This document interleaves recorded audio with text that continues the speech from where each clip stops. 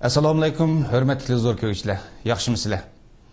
Men Parat Yurinqashuluman, oldi bilan hammangizlarni yurakdan salomlayman va Janob Allohdan sizlarga salomatlik, xotirjamlik, baxt saodat tilayman.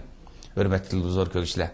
Boshda Germaniyaning Myunxen shahridagi Sharq Turkiston informatsion markazi tarafidan boshqarilayotgan Uyg'ur televiziyasining bugungi maxsus programmasiga xush keldingizlar. Hurmatli zo'r ko'ruvchilar. 6 ay kirgandan buyon chet ellarda yashayotgan Uyg'urlar Janobi Allohning madadi, barakati va Robiya onamizning fidokorligi bilan xo'shallik ustiga xo'shallik, hayajon ustiga hayajon yashamoqda.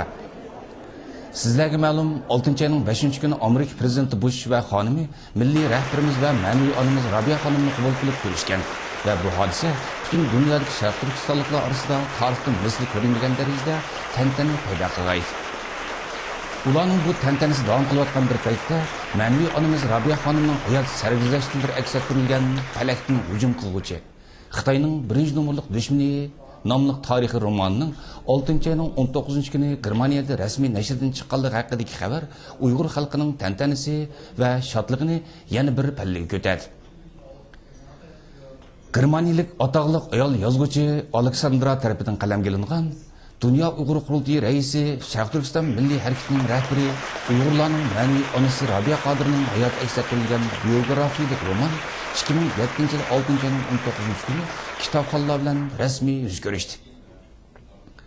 Yozuvchi Aleksandra xonimning 1 yildan ortiq jafoliq izlanish, inglizcha, nemischa tillarida yozilgan Uyg'urlarga oid har xil temalardagi asarlarni o'qib, tadqiq qilish, Bulupmu Washington ve Myunxen şehirlerde Robiya xonim ve Ustoz Sidiq Hoji Efendi bilan 2 oydan ortiq suhbat elib berish, bu suhbatlarni tafsili xotirlash va ratlab chiqish qatorliq jafoliq amgigi natijasida vujudga chiqqan bu kitob Germaniyadagi eng chong nashriyat Xini nashriyat tarafidan nashr qilinib, kitobxonlarga taqdim qilindi.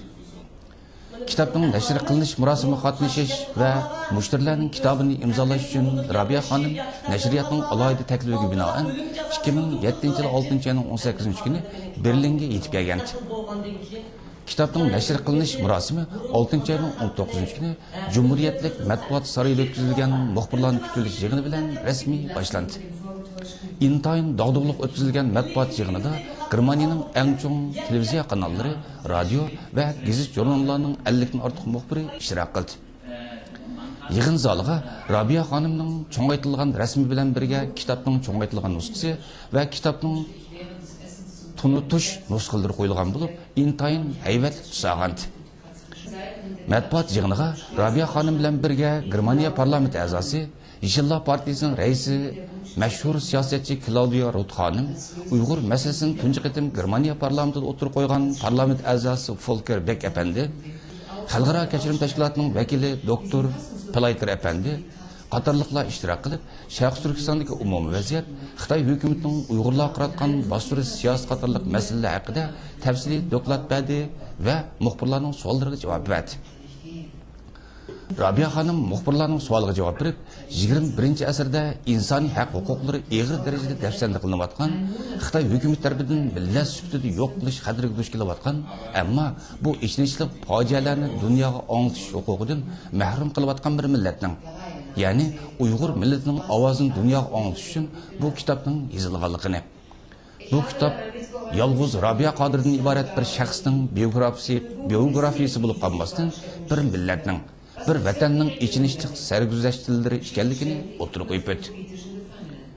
Xalqaro kechirim tashkilotining vakili doktor Dirk Playter apandi so'zida Uyg'urlarning umumiy inson haqlari vaziyati haqida to'xtalib, Uyg'urlarning siyosiy sababdan o'lim jazosiga hukm qilinayotgan birdan-bir xalq ekanligini ta'kidlab o'tdi va muhojirat Uyg'urlarning Robiya Qodir rahbarligidagi Dunyo Uyg'ur Qurultayyi riyosatchiligida faoliyatlarini tinch shaklda olib berayotganligini, ammo Xitoy hukumatining davomli ravishda Uyg'ur faoliyatchilarini terrorist qalbi bilan qaralashga urinayotganligini o'tirib qo'ydi.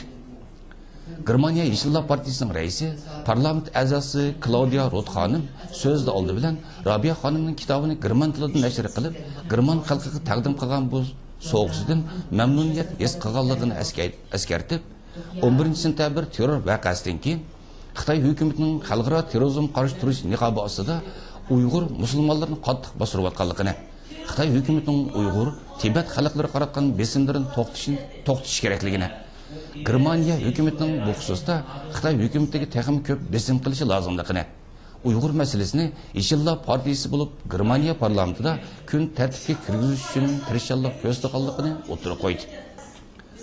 Claudia Roth xonimdan keyin so'z qilgan Germaniya parlamenti inson haqlari komissiyonining a'zosi Volker Beck apandi so'zida 2008-yili Olimpik yig'iniga sohibxonlik qilish oldi turayotgan Xitoy hukumatining inson haqlari xotirasining yanada intayin nachar bir holat turayotganligini, Uyg'urlar qilayotgan siyosiy besimining bag'ansiri eg'lashayotganligini, bundaq bir sharoitda Xitoyda Olimpik o'tkazishning to'g'ri bo'lmaydiganligini, bu haqda Germaniya parlamentida maxsus bir komitet qurishga tayyorlik qilayotganligini o'tirib qo'ydi. Cumhuriyetlik matbuot sarayida o'tkazilgan bu matbuot yig'ini Sharq Turkiston masalasini xalqaro matbuotga keng ko'lamda tunutish nuqtasidan intayin muhim bir fursat bo'ldi. 6-ayning 23 kuni Germaniyaning Myunxen shahrida Xeni nashriyati adabiyotchilar sarayi va Dunyo Uyg'ur qurultiyining sohibxonlik qilishi bilan Myunxen adabiyotchilar sarayida mazkur asarni taqdim qilish marosimi o'tkazildi.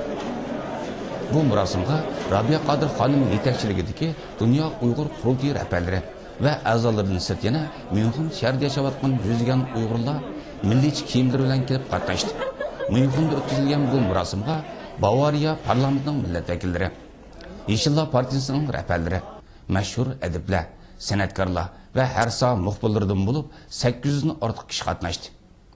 Bugungi yig'inning muqaddimasida kishilik huquq tashkilotlarining mas'ullari Sharq Turkistonda davom qilayotgan Xitoy zulmidan tafsiliy ma'lumot berdi. Ondan Xeni nashriyati Robiya xonim haqidagi bu asarning asosiy mazmunini yig'in ahlining diqqatiga sundi va asardan uzuntilar taqdim qildi.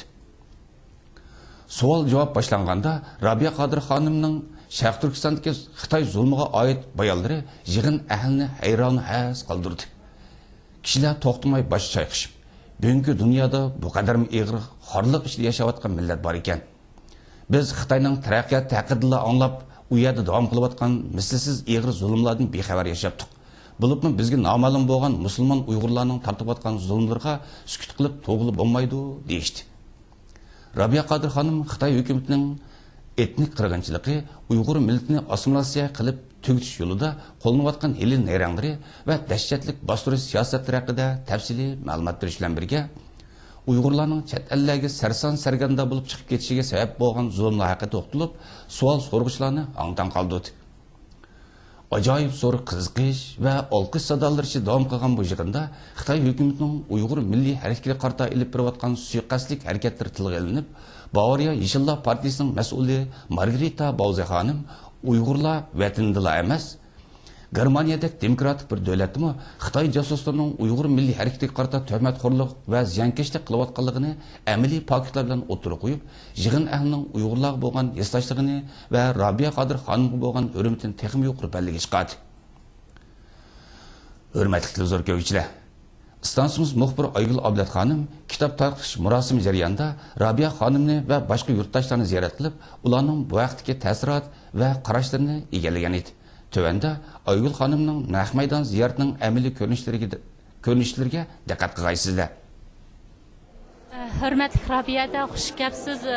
Bugün sizningki hayatınız əks ettirilgan şundaqla nemis yazğıçısı Aleksandra Kvelis tərəfindən qalamga elinib yozilgan 430 betlik bu kitabınız nəşrdən chiqqanligining ichilish murosimiga hammamiz qatnashib turyapmiz. Bu munosabat bilan men yolg'iz Uyg'ur televiziya nomidan emas, butun dunyodagi va vatanimiz Sharq Turkistondagi 25 million Uyg'ur xalqi nomidan sizni tabriklayman. Rahmat. Rabiyada tunugin yana 6-ayning 19-kuni Germaniyaning poytaxti Berlinda, bugun yana 6-ayning 20-kuni Germaniyaning Myunxen shahrida o'tkazilayotgan ichilish murosimlariga qatnashyapsiz. Bu vaqtdagi ta'sirotlaringiz qanday? Nayt yaxshi, biz 10 million dollar xərcləb bunda xalqımızı təşviq qılanmaydık. men bu kitapni yezishdiki, bu kitapni berishdiki bütün maqsadim, mening hayotim, mening bovam Manjoning dastida sargardar bo'lib ekan, dadam Gomindangning vaqtida sargardar bo'lib ekan, o'zim kommunistlar vaqtida sargardar bo'ldim. Bolalarım hem endima yeni komünist ıslahatçılar vaqtida sargardar bo'ldi. Nevirlerimiz biz 5 avlod 4 avlod sargandarchilik sürgün qilish bilan Uyg'ur xalqining 57 yildan beri tatib atgan va Manjoning vaqtidan tatib atgan mustamlikaning dardini dunyoga anglatish, Uyg'ur xalqining ovozini dunyoga anglatish va Uyg'ur xalqini mush kitap bilan Yevropa ellariga tunutish, Uyg'ur xalqiga do'st izlash, yordamga chaqirish, mushundaq bir xalqning ovoziga aylantirish uchun men bu kitapni yezishga ruxsat qilib yozdirib bergandim. Germaniya nashriyat bu kitap uchun nayt nurg'un pul xashlab tashviqot etdi. Men agar bu qitimqi epirilayotgan tashviqot meni butun Germaniya davlatlik televiziya stansiyasining hammasi intervyu qildi. Uyg'urlar uchun film ishlayotdi, radio intervyu qilyotdi, gazeta intervyu qilyotdi. O'ttir hisobda 100 axborot o'rniga uchirishib, ularga intervyu verdim ve söz verdim, Uygur'un ahvalini dünyaya anlattım. Demek biz 10 milyon dolar pul xərcləb mi? Bu fırsatga erişəməydik. Muş kitabның banısıyla nəşriyyatның epirib atqan bu təşviqatı mening ve Uygur xalqının məqsidini hasıl qıldı. Biz muşundaq təşviqat arqılıq özümüzдің bunundan keyinki fəaliyyətlərimizдің yolunu içiş üçün nəhayət çox imkaniyet yarattı.